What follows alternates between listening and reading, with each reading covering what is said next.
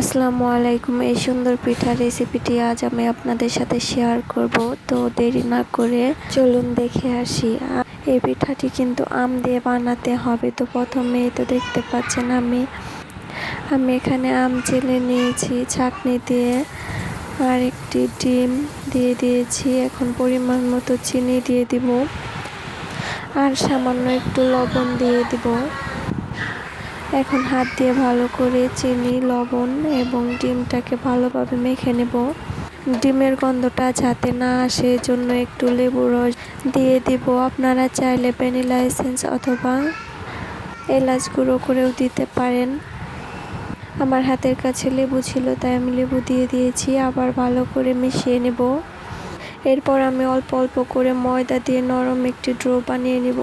আমার এই রেসিপিটি যদি আপনাদের কাছে ভালো লাগে তাহলে একটি লাইক দিয়ে চ্যানেলটি সাবস্ক্রাইব করার অনুরোধ রইল। আমি এখানে দুই ভাগে ভাগ করে নিয়েছি। এই তো দেখতে পাচ্ছেন, একটা একটু নরম আর একটা এরকম টাইপের হবে, যেহেতু আমি দুই ধরনের পিঠা বানাবো। এতে এদিকে আমি একটা চুলায় একটা কড়া বসিয়ে দিয়ে তেল গরম করে নিয়েছি। হালকা, বেশি গরম করা যাবে না, তাহলে কিন্তু পিঠা উপর থেকে পুড়ে যাবে আর ভিতরে সিদ্ধ হবে না।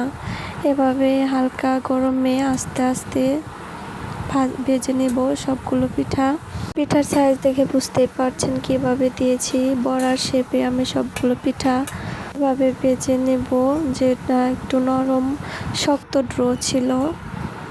এই তো দেখতে পাচ্ছেন। আর এখানে যেই তো লম্বা একটা পিঠা আছে, ওইটা দিয়ে আমি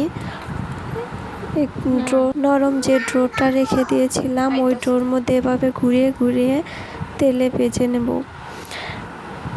এই তো দেখতে পাচ্ছেন। আবার ভাজা হয়ে গেলে আবার উঠিয়ে আবার ডোর মধ্যে এই তো এভাবে আবার মাখিয়ে আবার তেলে দিয়ে দিব।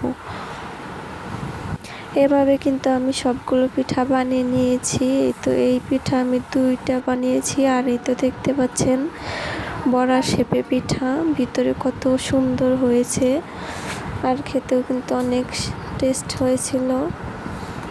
তো আপনারা আম থাকতে থাকতে একবার হলেও বানিয়ে ট্রাই করে দেখবেন বাসায়। আর লম্বা যে পিঠাগুলো এই তো আমি কেটে নিয়েছি।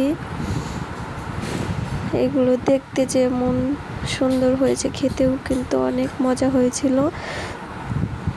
একবার হলেও ট্রাই করুন। তো আজ এই পর্যন্তই। সবাই ভালো থাকবেন, সুস্থ থাকবেন। আল্লাহ হাফেজ।